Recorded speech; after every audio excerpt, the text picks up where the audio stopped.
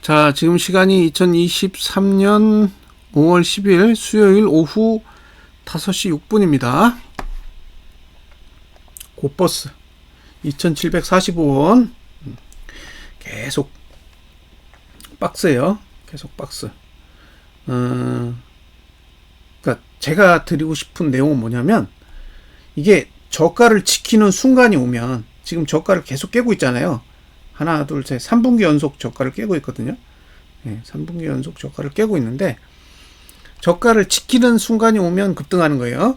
저가를 지키는 순간이 오면 급등하는 구조가 됩니다.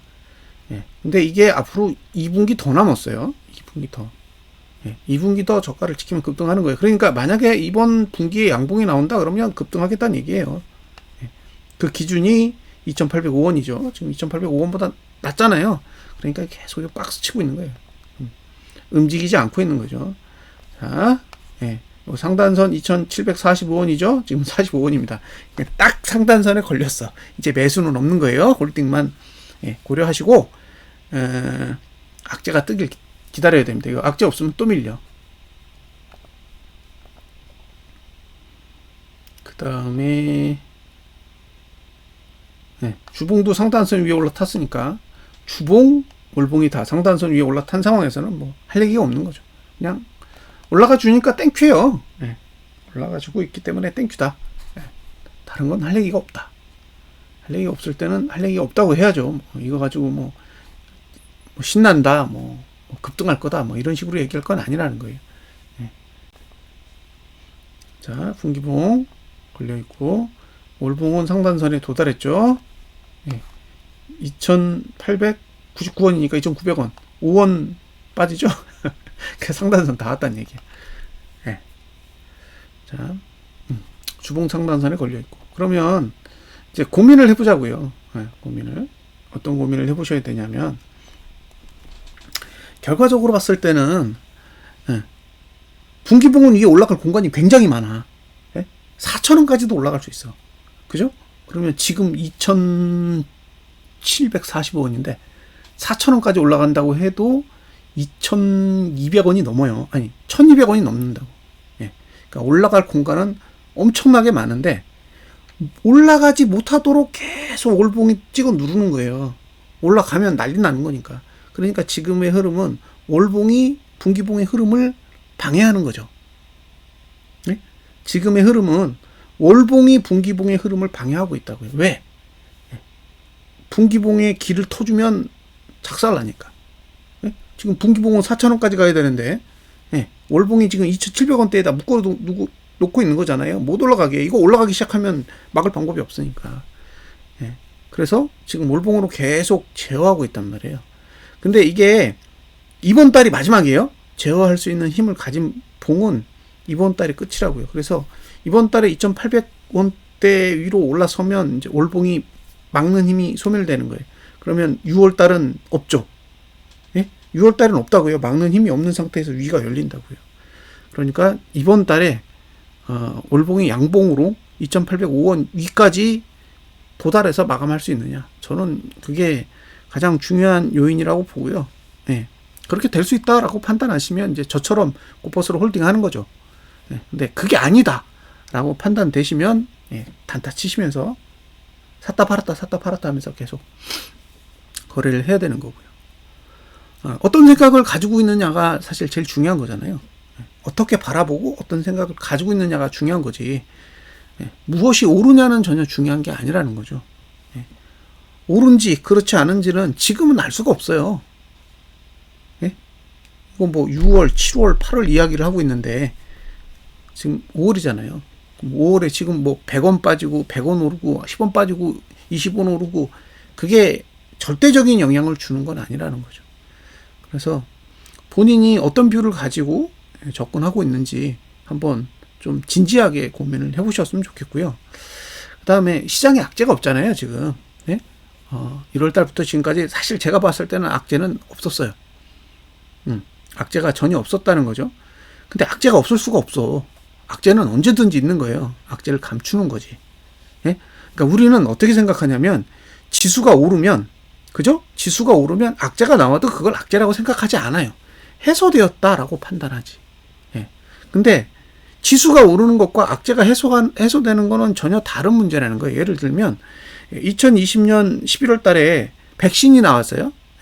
백신이 나왔는데 백신이 나올 때 어떤 발표를 했냐면 90% 이상의 예방 효과가 있는 백신이라고 그렇게 이야기를 했단 말이에요.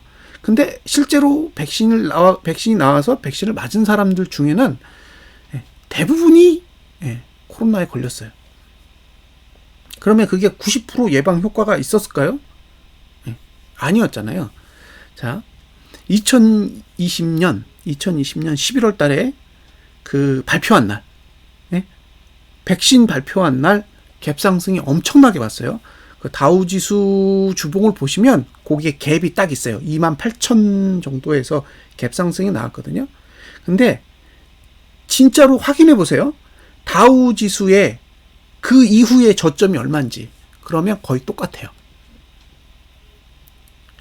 그러니까 다우지수가 하락해가지고 저점을 찍고 지금 다시 올라왔잖아요. 그 저점이 2020년 코로나 발표할 때의 그 주봉의 갭, 그 갭 공간 안에 저점이 있어요. 그러니까 이게 뭘 말하는 거예요? 그게 호재가 아니었다는 거예요. 궁극적으로 보면, 길게 보면, 그게 호재가 아니었다는 거죠. 그러니까 올린 거 다 뺐잖아요. 올린 거 다 뺐다고요. 그 코로나로 올린 그 백신으로 시작해가지고 올렸던 그 다우지수를 몽땅 다 뺐다고요. 그러면 지금 은행들이 망하고 있어요. 미국에 있는 은행들이 망하고 있다고. 그 은행은 왜 망해요? 그걸 생각해 봐야 되잖아요. 은행이 망하는 이유가 있을 거라는 거예요. 은행이 그냥 망하는 게 아니잖아요. 그 JP 모건이나 웰스파고나 이런 은행들은 안 망하잖아요. 망한 은행은 뭐 시그니처, 그 다음에 SVB 뭐 이런 은행들이 망했잖아요. 그러면 이제 FRC 같은 그런 은행들이 망했는데, 그런 은행이 망한 이유를 알아야 다른 은행이 안전한지 아니면 위험한지를 가늠해 볼 수 있는 거잖아요. 근데 제가 아는 기준에서는 은행이 흔들리는, 그러니까 지역은행이죠. 지역은행이 흔들리는 이유는 두 가지잖아요. 하나는 채권이고 다른 하나는 대출이에요. 대출. 대출. 근데 대출 문제는 해결이 됐나요? 채권 문제는 해결이 됐나요? 저는 이게 지금 동일한 문제라고 생각하거든요. 결국에는 금리가 올라가면, 금리가 떨어지지 않으면 채권도 문제를 그대로 끌어안는 거고, 그리고 금리가 낮아지지 않는 한 대출 문제도 그대로 유지되는 거예요. 그럼 이 문제는 고스란히 남게 되는 거잖아요. 이 문제가 그대로 남아 있는데 이 문제가 해소되었다라고 이야기할 수 있을까요?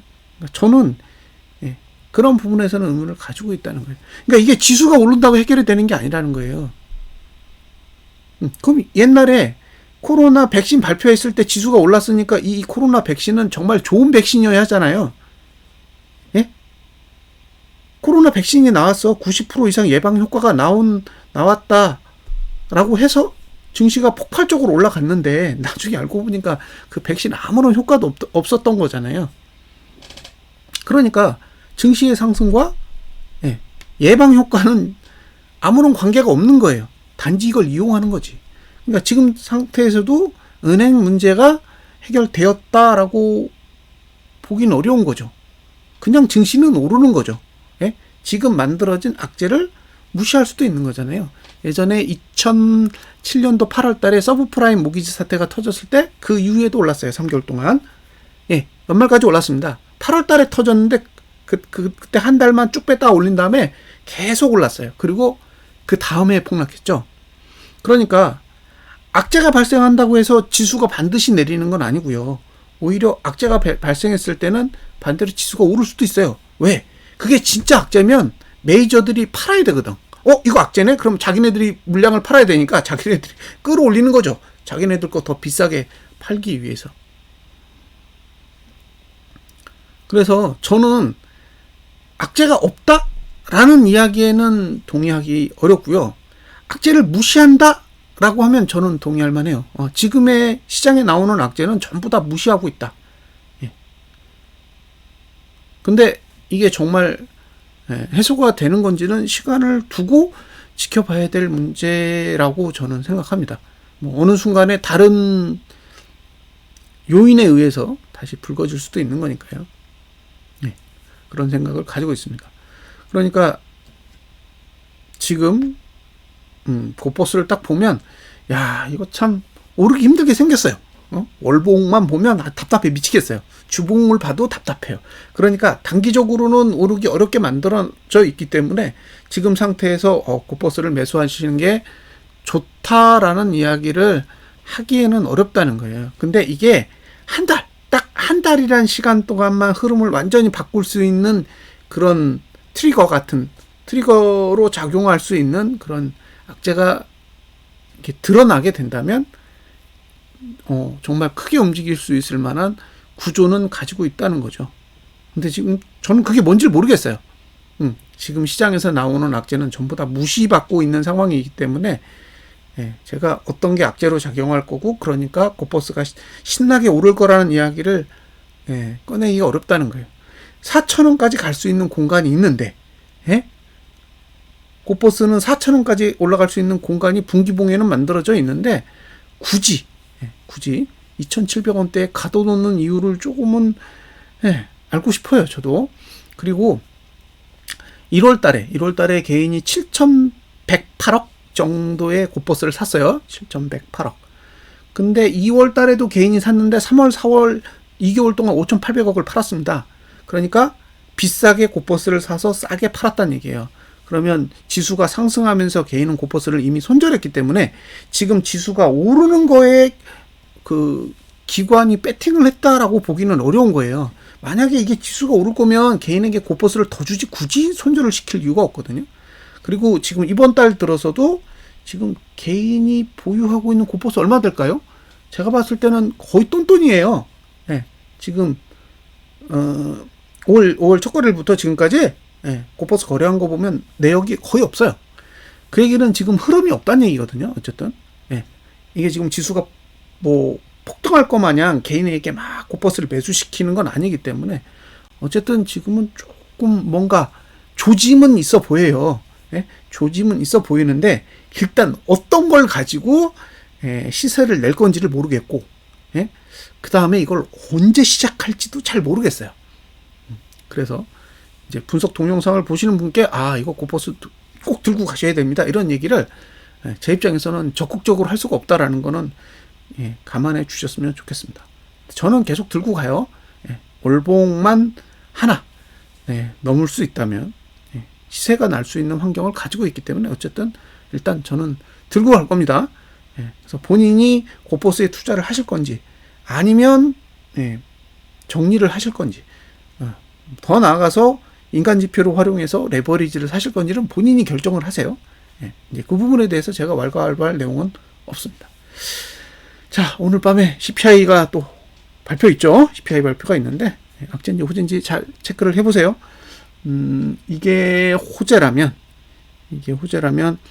주봉을 양봉으로 잘 마감해 줄 겁니다. 특히 지난주 고가 넘어서 아직 지난주 고가 안 넘었잖아요. 지난주 고가 넘어서 잘 끝내줬으면 좋겠습니다. 자, 분석 마치겠습니다. 감사합니다.